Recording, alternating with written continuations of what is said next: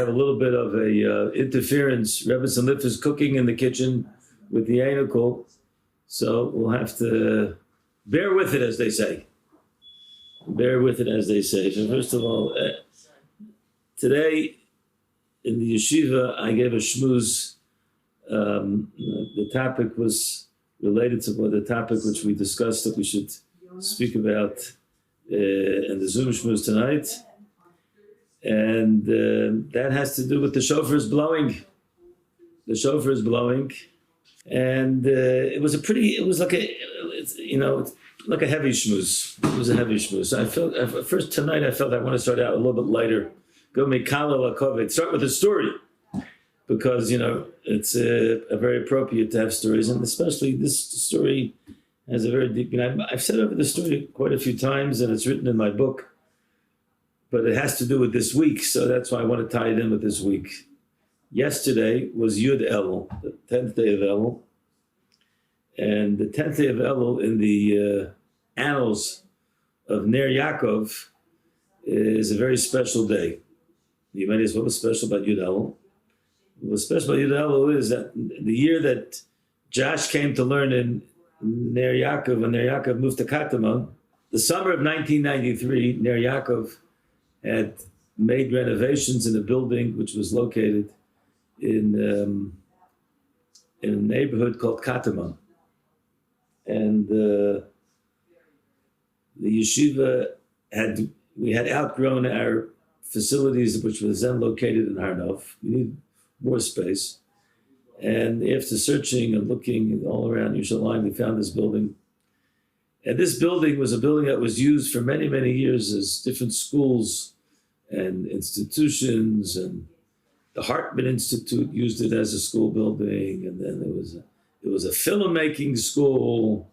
It was once, I think, the Mexican embassy or the Argentinian embassy. I can't remember. And there was an old Katamon building on the corner of Rehov Rachel Imeinu and Bustanai. And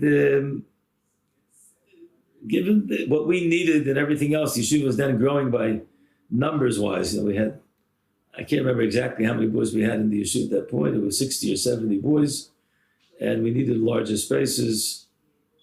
We had to do renovations in order to fix up the place.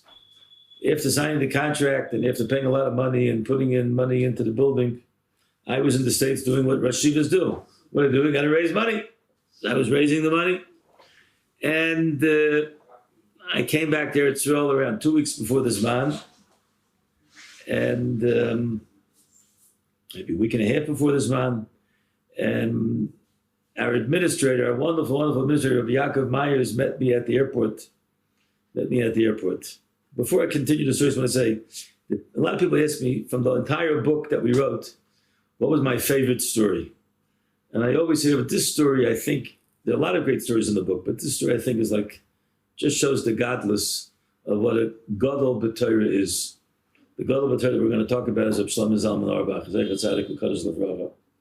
So now we'll go back to the story.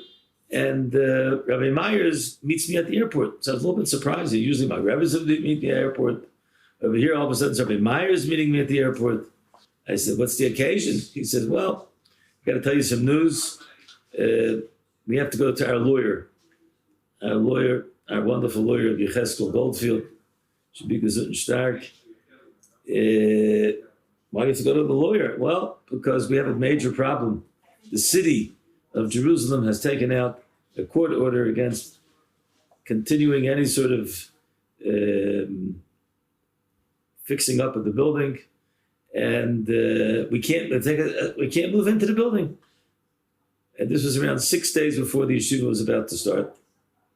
So we went to our lawyer, and our lawyer explained to us that there was a problem, which we originally had asked, and he had told us it's not really a problem. The problem is zoning. You can't have what's called a educational institution in a residential area. So when we had asked that question, they said, well, this building had been used for 20 years, and the area never stopped it. So that was the basis of why we rented it. And there was another school that was in. And the truth is, there was no dormitory situation, but there were schools all the time. But now what happened was some neighbors found out that there was a yeshiva that was moving in. They didn't realize Ner Yaakov is not exactly regular run-of-the-mill yeshiva. Josh, you remember, right? You remember what some guys look like, right? You remember what some guys look like. And they didn't realize what kind of non-regular yeshiva guys these were. But there were two people that lived in the neighborhood, and they had a lot of protection in the government. And then the mayor of the city was Teddy Kolak, and they decided to take us to court.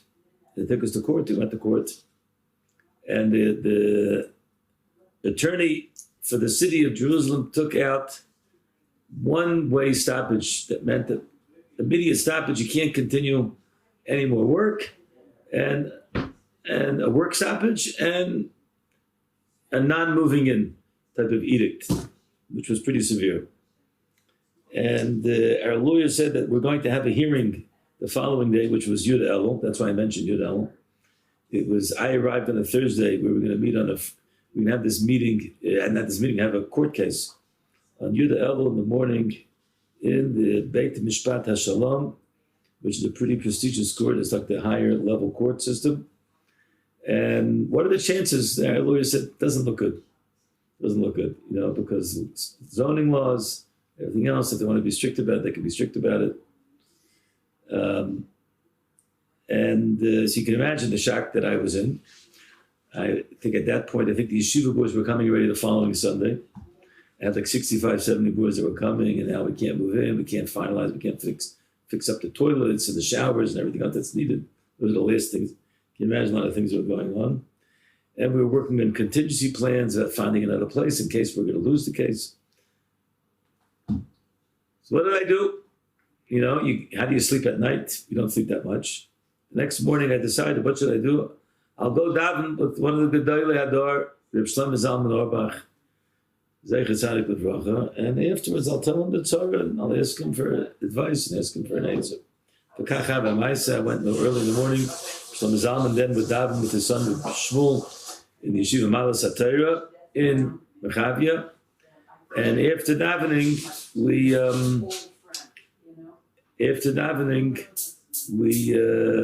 I sat with Shlomo Zalman and I told him what was going on. So he said to me, Atzara.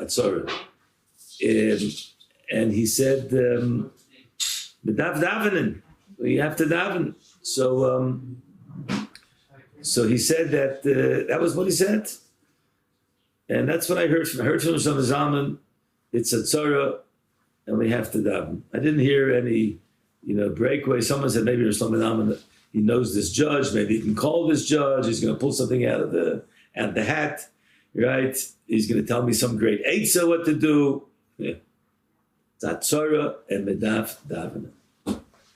And then that's what happened. We left Shlomo Zalman, and I went to the court case together with Rabbi Myers and our lawyer, and we got to the court. And at the court, it happened to be that the judge that was supposed to be the judge got sick. He couldn't come in, and they had somebody else take his case. And this happened to be, this person's name was Judge Ben Zimra, who was a Dati person. He was the Gabbai of a Beit Knesset, of the Italian Beit Knesset. I only found out this information later. He was the head of the court. He was the highest judge in this particular system. But I was told by my lawyer, he said, no matter what, he's still a judge. And he's going to have to follow the rules. And the zoning rules are not that good. Anyway, I'm going to make the story a little bit shorter than what it is. The Maisa was that we had an introductory meeting together with the attorney from the city, our attorneys, the lawyers, the judge asking me certain questions. What is the issue all about? Told them we're dealing with American boys coming to Israel, and a lot of them we end up helping them to mainstream them into Judaism, and a lot of them become members of the society, and they become lawyers and doctors, which is true. And Talmidei Chachamim, a lot of them make Aliyah. And I said, if we're not going to have the building, we might collapse financially and everything else that's going on. And it's going to be a big loss. We don't know what we're going to do. So he was asking the attorneys from the city, what's their position? Their position was, well, zoning laws. So the judge says to him, listen, I got to tell you a little secret. I'm a neighbor. I live across the street from the building.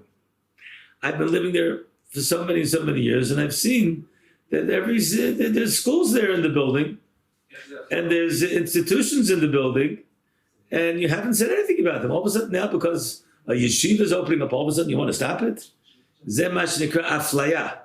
This is like, you're deciding that, yeshivot, you're against. So we heard a little bit of a Pesach for anything. But then he said, it's zoning laws is zoning laws. What he's supposed to do is zoned as a residential building. In the end of the day, he sent this out of the quarters of the judge's offices, and he sent this out. He's going to make a decision. So when he sent this out, I went to a side room. What did I do? I davened. Oh, did I daven? I davened. I said to him once, twice. I probably said it 3 times. Just davening. Because the balance of Ner Yaakov was over here. And then around 2 hours later, we were called into the offices. And when we came in, and the judge made a unprecedented decision. I have to tell you this story. Just recently, Ner Yaakov Talmud recently wrote up this story, Rabbi Baruch Bodenheim, who just made a chastan this week. So, Rabbi Baruch, you'll be meichel me if I'm saying over what you wrote up this week. It should be good. It should be a schus for all of us. And mazel tov in your chastan, your simcha, Baruch Hashem. So the judge said an unbelievable thing. He made an unprecedented decision in our favor. And he basically, what he said was, that what is a Jewish home? A Jewish home, he paraphrased the pasuk. The pasuk doesn't say that. It says it doesn't say ki beis chayenu, but he says the main thing is that a Jewish home is a home that has Torah in it. That's what a Jewish home is. And lefamim yesh chavruta, mishu yesh la chavruta. Lefamim mishu yesh la shiur babayit. Sometimes even this minyanim. He started broadening all the things. We can have a minyan, we can have a shir, we can have chavruses. When I asked him, what's a shir klali? He says, Rabbi Liff, tiyeh b'sheket, be quiet, shir klali. Shir klali is like a public shir with many talmidim. And he made an unprecedented decision, which eventually this decision was the first time there was a decision for yeshivas, and many other yeshivas used this court decision. And it allowed us to be able to go back, to start the yeshiva, to start the zvan. And I say over, this Maisa is the Ness of Reb Shlomo Zalman Auerbach. Why is it the Maisa of Reb Shlomo Zalman Auerbach? Because at 2:30 in the afternoon, picked up the phone, and I called Reb Shlomo Zalman's house, and I spoke to a grandson, and I told him, Anachnu nitzachnu. We won the case. He says, Saba mechakeh Kol hayom l'shmo, hu mitpalel kol hayom. From the time he told you that medav davening, he was davening for the yeshiva. To me, it was like unbelievable. Shlomo Zalman, when he said medav davening, he didn't just mean, you have to daven. I'm with you. Imay anoichi b'tzara. He was with us in the tzara. And to me, it was like an unbelievable thing. And I have to tell you, afterwards, I heard a few other stories, which I'm not going to say now, which corroborated Rav Shlomo Zalman acted like this in many instances. When he told someone, medav davening, he davened. That's the gedolim. That's the gedolim. They really think about the other person to a degree. How do you really care about another person? You daven for another person. You really pull your heart out for another person. I remember after Rav Shlomo Zalman was niftar, I went to the Shiva house, and I told Reb Shmuel and all the other brothers, Yibadu Chaim Tov Maruchim, this story, they were Yotza B'Spilas from the story. And I always say over that the truth is this bracha, this nice and Nes from Shlomo Zalman really helped Josh, it helped you to be in the yeshiva. It helped countless others to be in the yeshiva. Can you imagine? If Chas v'Sholom, things wouldn't have happened like that. And we would have gotten such a clap, and maybe we would have had to have closed the yeshiva. Who knows what would have happened because of this situation. How many countless Talmidim would have lost an opportunity. So it's really a tremendous lesson. So I felt that that's a nice way to start off tonight's Zoom Shmooze, and then to jump in a little bit into the more how would I say it? The shofar is blowing. The shofar is blowing, and what do we hear? And I have to say over that this week has been a very, very tough week. Coming after so many things, which we've had such tough times, and it's not easy to speak about tough times.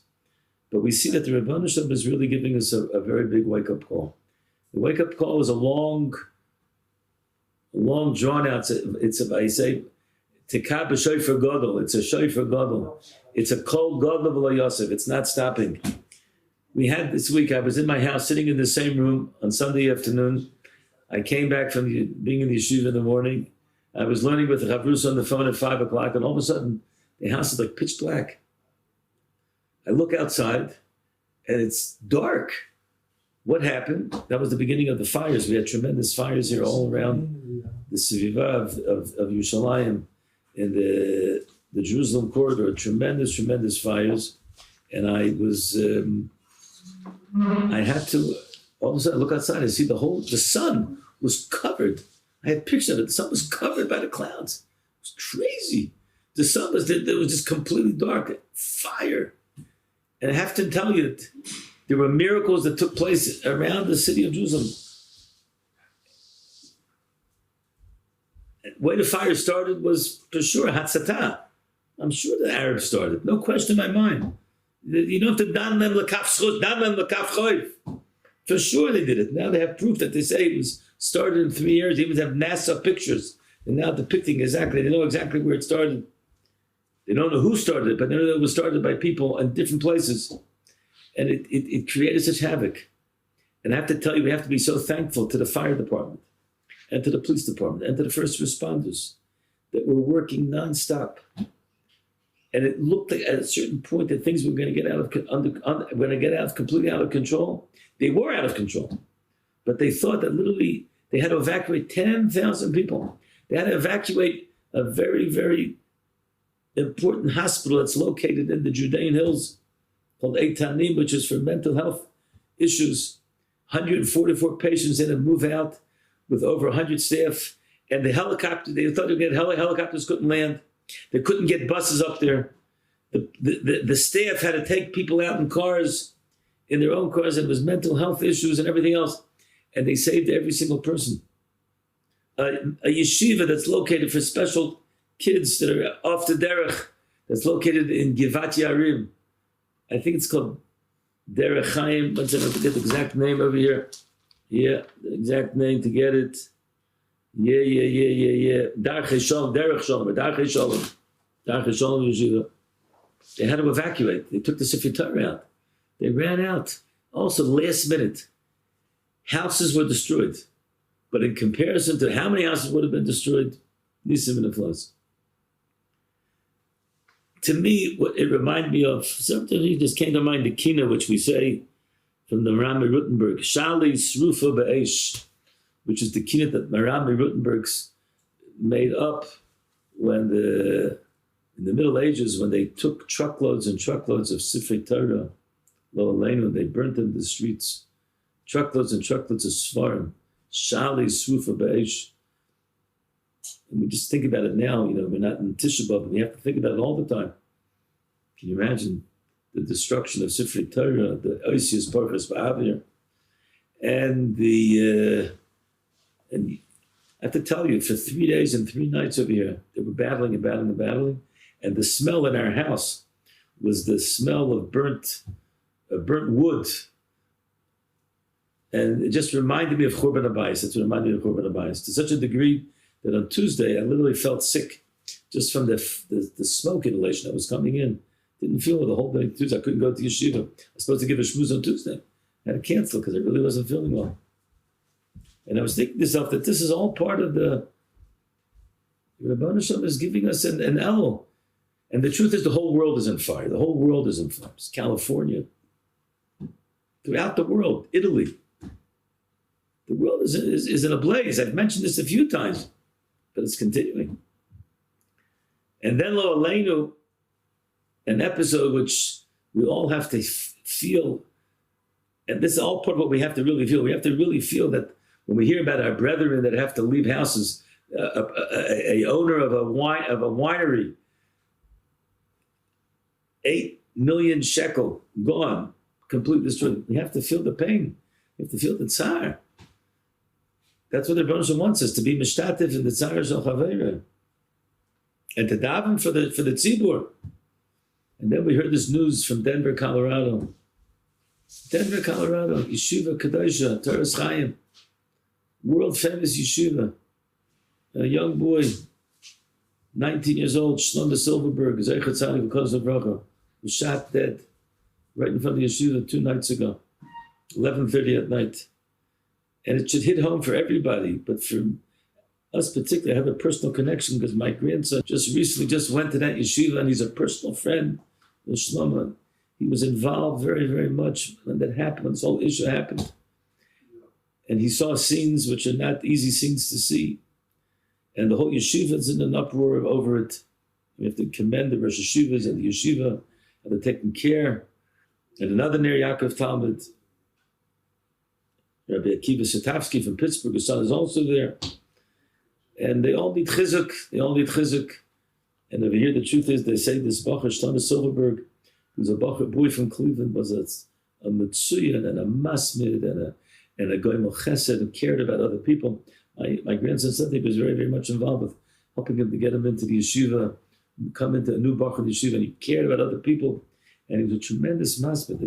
The Hespedim I was listening to last night and this morning, a tachshit of a Bacher. And who shot him and how he was shot, those things are not important. When I say they're not important in the fact that HaKadosh Baruch Hu said, this is going to be, there's a carbon over here. I have to tell you, my grandson said that, I asked him I was trying to get him to speak a little bit. I wanted to hear him to talk a little bit. And he was talking, Baruch Hashem. I said, did they speak about, he said, yeah, the Manal spoke. The Manal himself was also shot at. And he was, Baruch Hashem, saved miraculously.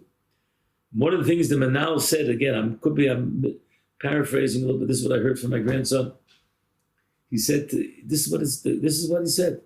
He said, the Rebbeinu Shalom was making fires outside of Yerushalayim, and we didn't hear the message. So the Rebbeinu Shalom brought the message very, very too closer to us that we should hear it. I was thinking to myself, if a Manal in Denver could say that we have to think about the people in Yerushalayim that are on the outskirts, and they themselves are out of their homes and everything else, and the Rebbeinu Shalom is talking to them, and now that this boy was killed, Al Pi Kiddush Hashem, there's no question he died because he was a Yid, and he was a Tachshit, he's a big carbon Sibur. So for us here in Yerushalayim, us in Eretz, we have to think about, be mishtatif and it's mishtatif. And to think about it, what does the Rebbeinu Shalom say? The Tekah B'Shofar, the Rebbeinu Shalom is blowing a great, great bluzz. And what is he saying? Wake up, Uri Yeshayim Mishanazchem. Change your ways, become better. Yeah, it's a big thing we always say, but how do we do it? And we always say we can't necessarily change everything overnight, but some things we can change. We said over the Vort today that in this week's parasha, it speaks about the Ben Soira Meira, and we know the Ben Soira Meira was a young boy, but he's neither Hashem Soifa. He's judged for what he's going to do in the future, and we see that he's going off the derech, so to speak. Today, it's not such a popular thing. A boy going off the derech, you have to try to save him. And for sure, to try to save everybody going off, no question about it. But if here the Torah says, in such an instance where he was already beginning to steal, beginning to drink a certain amounts of wine and eat meats, and he became an addictive personality. So what do we have to do? We have to kill him while he's Zakai, rather than killing him later on when he's going to become a murderer. He's going to go out, he's going to not going to be money, he's going to stand by the quarters, he's going to tell people, give him my money. If you don't give him the money, he'll kill them. Yom HaZaka v'Yom HaChai, which is a very, very hard thing to understand. In fact, the Gemara says it's really a machlokes if it ever happened. Did it actually happen? Was there ever a Ben Sora Meira? And one sheet said, no, it never happened. And she said, no, it did happen, and I really saw it. And v'yashafti al kivrei. And I even sat on his kever. The major question that all the Mefarshim ask is that this really doesn't really flow with another part of the Torah, which we're so familiar with, which we're going to learn in 2 weeks on Rosh Hashanah, when we speak about Yishmael, the son of Yitzchak, and the Maisa with Hagar, where he sent out. And Rashi HaKadosh points out that Yishmael was saved even though in the future he's going to do terrible acts to Klal Yisrael, but we say Basher Husham.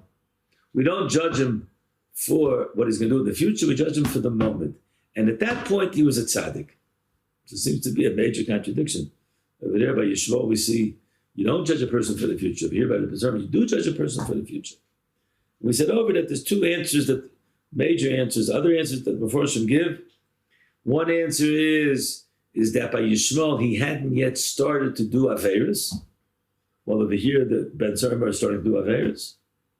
Another teretz is that by the Ben Sarim Meira, it's Al Pi Bezdin, Shalmata. Over there, it's Bezdin Shalmala. Bezdin Shalmala doesn't judge in the future. Bezdin Shalmata judges even what's going to be in the future. And we brought down questions from Svarim that really doesn't fit. If Bezdin Shalmata should judge for the future, the Bezdin Shalmala should only judge for the Bezdin Shalmala understands more what's going to be in the future. They say they can judge what's going to be in the future. Bezdin Shalmata, they don't know. How can they judge what's going to be in the future? And then we say that by Yishmael didn't start doing Averis. It says, Vahi Kimetzachik. He was shooting bows and arrows. And he already was over on Avodah Zarah, Gil Arais, and Shvichas Damin. He wanted to kill Yitzchak. So he's not a good guy. So, L'chaira, he already started doing Averis. So, we said over at Terrace that we heard B'Shem Rav Shach and others that the real message of the Ben Sarim Meira is Einenu Shemea B'Kol Ovid B'Kol Ima. He doesn't listen. He's not listening. He doesn't have the koyach of Shmiya. Einenu Shemea B'Kol Ovid B'Kol Ima. And the pasuk says you have to make sure that you have to kill him in order to man Yishmu v'Yiro. It says 3 times. Einenu Shemea B'Kol Ovid B'Kol Ima. We say B'Nenu Zesarema Einenu Shemea B'Kol Leinu. Koyach HaShmiya, Rabbi San. This is what we brought out. They brought out today, are we really hearing? Do we hear things? Do we hear things? Hear? Do you hear? Do you hear what's going on? When the Rebbe is talking. The Rebbe is talking. So by Yishmael has the koyach of Shmiya. And Yishmael, we know in the end, he does tshuva. He does tshuva. We don't understand it. How does that work? He does tshuva. He had a koyach of Shmiya. He listened. In the end of the day, he listened. Over here by the Ben Sarim, he's already made a decision, even at a young age. For whatever reason, I'm not listening anymore. I'm finished with it. It's gone. Don't hear it. And this is a very, very powerful message for us in the month of Elul, and especially now, and we see what's going on in the world. HaKadosh Baruch Hu is giving us such a clarion call in so many ways. COVID still continuing. And Oizen Shamas. In the positive sense, whenever we say the negative, we always have to take a look at the positive. What happens when a person does hear? When I really do hear what's going on. I hear about the tzara of the friend. We have a neighbor in our building, a 19-year-old boy, I mentioned already, the previous Shmooze, he's Refuah Shleima, Yonason, Simcha, Ben Leah Rivka, young boy, he's on a respirator. We hope and pray that he should be 100% better. And just remember, the chesed, the women, all the women are all making food for Shabbos, for the family. So many countless other chesadim, which it's people who are listening. We say in the tefillah of Rachman, Rachem Aleinu, the same believing, yes, have Rachman, is put in our hearts, Bina, understanding, Lahavim, Mahaskel, and one extra word, Lishmaya, to listen. You can have all the Bina, you can have all the Haskalah, listen. Be a person that listens. Listen to another person's cry. And Reb Shlomo Zalman, he heard another person's cry. Reb Shlomo Zalman, Hatzara, Medavdav. Hatzara, Medavdav. And he doesn't mean you should daven. No, I'm Medavdav with you. Rabbi said, so why can't we just pick up a Sefer Tehillim and say if you could pick up Tehillim for the Matzah of Gaizer? We say, I heard today from a shir from Reb David Katz from Baltimore. What's the Shofar Gadol? Shofar Gadol is there's going to come a time when there's going to be a change in the world where people are going to see that there's a Shofar Gadol. Rabbi, so are we at that point? Are we at the point, is this a Shofar Gadol? Is this the Shofar Gadol that's heralding in Be'ezer Hashem, Melech HaMashiach? If we hear it, I don't know. I don't remember a situation where we've heard such things all across the world again and again and again. Maron, Carlin, COVID, boy in Denver. You can't even remember all the tzaros that are going on. Fires burning. The Rabbi Yehoshua is calling out. And we're getting closer to Rosh Hashanah. What are we going to do in Rosh Hashanah? We're going to hear a shofar, and we're going to make the bracha. Baruch atah Hashem Elokeinu melech haolam, asher kiddushanu mitzvos v'tzivanu lishmoya kol shofar. To hear the kol shofar. If we want to hear the kol shofar, let's hear the kol shofar now. T'kab shofar gadol. I want to say that I said over something from a Volby today, and I just want to add on a little bit. He just mentions one thing. I want to bring it. I said something today in the shir. I want to add on one little piece that he says over here. You know, it's sometimes when it comes to like learning, we have certain expectations about what we can do. You know, I spoke to Ner Yaakov Talmud today. I don't want to say who it is. Unbelievable. You start telling me about it. He made a siyum on Talmud Yerushalmi. And he said he tried to get a hold of me to invite him to the siyum. And I have to tell you, this time when I came to the yeshiva, you never ever would have imagined we would make a siyum on Talmud Yerushalmi. And he has a whole tuchnit about making a kollel for learning all kinds of things that a person should become. Really amazing. And wants to meet with me to talk about it. When it comes to learning, we know that there's a certain methodology. You know, you go to yeshiva, you go to first year, you go to second year. You learn Bekiyas, you learn Be'iyon, you learn a sugya. You know, you understand a little bit more of the sugya, less of the sugya. You learn Chumash, you learn Rashi, you learn Mishnayos. There's a progression. There's a progressionary stage that how we see things. So we can measure ourselves and say, hey, okay, you know, I went to the Sefta, I made a siyum, Givaldik. What happens with davening? We do davening 3 times a day. You know, it sounds like the same thing. You know, they get the same bracha, right? The same Refainu, the same Baruch Aleinu. And we don't necessarily see that we're growing in tefillah. We don't see it. Rav Volby says, let's take a look at Ashrei. Look at Ashrei. What is Ashrei all about?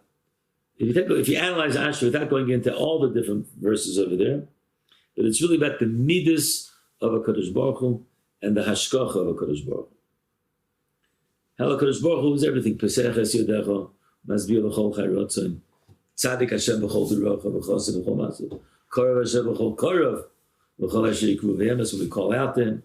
It's about the midas of hashkacha of a Kadosh Baruch Hu.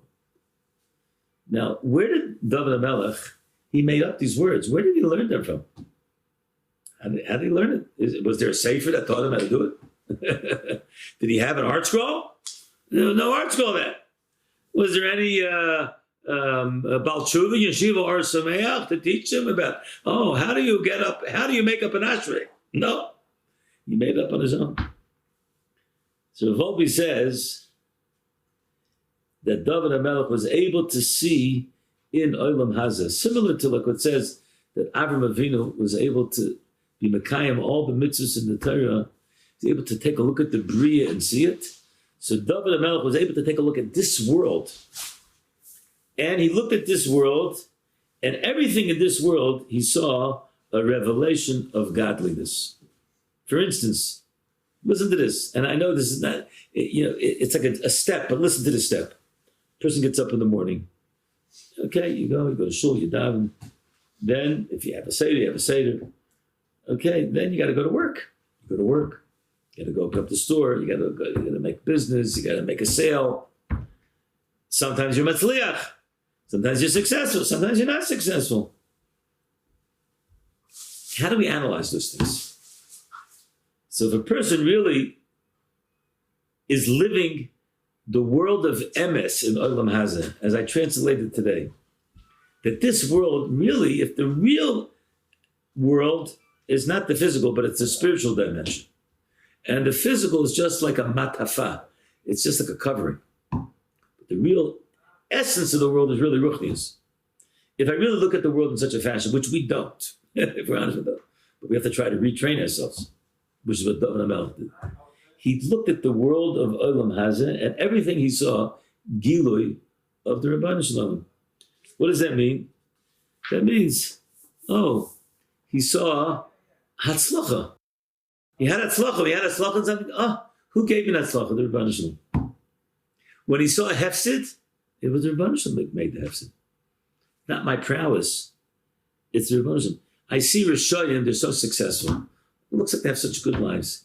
They have Teslas. They have cars. Everything is great. They're going on vacations. And they're not doing mitzvahs. They're doing chatayim. You know what it is? HaKadosh Baruch Hu is erech hapayim. HaKadosh Baruch Hu has a long, he knows how to hold out. Let's see, maybe Rishayim will do tshuva. And if they're not going to do tshuva, the Rebbeinu says, okay, I'm just going to give them Olam Hazeh, but they're not going to get Olam Haba. When I get up in the morning, wow, a Yid gets up in the morning. Wow, Chesed Hashem, a new day. I have breath. I can breathe. I can breathe. The truth is, we're surrounded by oxygen. We don't even think about it. We're surrounded by oxygen. What is oxygen? Is all HaKadosh Baruch Hu. If we wouldn't have oxygen, we'd be extinct. HaKadosh Baruch Hu fills the entire world with the Rebbeinu Shalom. One day, if a person can just live, just one day, try to stop and think about what the Rebbeinu Shalom. That's what David HaMelech did. David HaMelech took a look at the world, and he was able to formulate all the different hashkacha pratis. We said, we get food. What do we see? We see calories. We see vitamins, right? We don't want the calories, but we like the good stuff. And that's what we eat. And it's delicious. That's all we see. But what is a Yid supposed to see? Hazanas Olam. After he eats, Hazanas Olam Kula Betuva. Betuva, this is your taif. You gave me all this good stuff. It's delicious. It's geschmack. Come Shabbos. Shabbos Kodesh. Have herring. Have kichel. I'm gonna have bazainas. It's a switch, Rabbi say. It's a switch of trying to understand the Rebbeinu Shalom is running the world, and I'm together with the Rebbeinu Shalom. B'tuvay Hagono, B'tuvay Hagono. I'm in His world. Be in Hashem's world. And in Hashem's world, we have a different way of looking at things, and that's what I think we have to hear. We could somehow work on it in a small way. In a small way, just we say Shema Yisrael. Just listen to the word Shema in a different way. Shema Koleinu, Shema. HaKadosh Baruch Hu, listen. If I'm a listener, HaKadosh Baruch Hu is going to listen to me. And take a look at the world and say, the Rebbeinu Shalom is giving me such a world. Be thankful for everything. We should be mishtatif in the tsar of the tzibur. We should hear the call Shofar Gadol, that the Rebbeinu Shalom, we should be Zoicha Mitz Hashem, that it should be Yitaka b'Shofar Gadol, Uval b'Eretz Ashur, Anidocha b'Eretz Mitzrayim, Yishtachel HaRakot Shel Rebbeinu Shalom should bring back everyone. Mitz Hashem, we should be Zoicha to the Gula Shleima. We want to wish everybody a wonderful, wonderful evening, a wonderful, wonderful Shabbos Kodesh Haba Aleinu L'Tova, Parshas Kiseitze. We should go out from all the tzoros. Okay, next week will be Kisava. We should come into Eretz Yisrael. All the good things, all the brachas. Wishing everyone a good evening. Thank you so much for listening. Have a good day. Thank you very much for listening. We want to thank JFoundations.com. If you could sponsor any of our activities, it'd be another way of addressing and being able to give over Torah to other people. Go on the website and show your support. Thank you very much for joining us.